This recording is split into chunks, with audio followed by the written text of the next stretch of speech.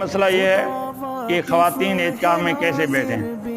تو خواتین کے لیے اپنے گھر میں بیٹھنا ہے، یا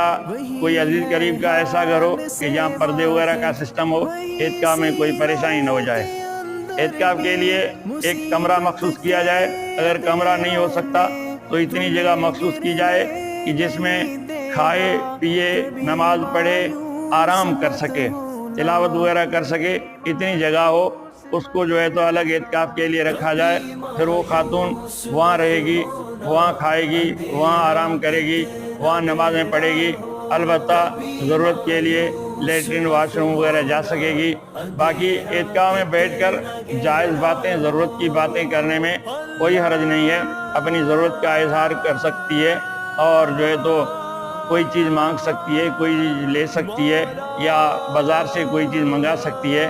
اس سے جو ہے تو اعتکاف میں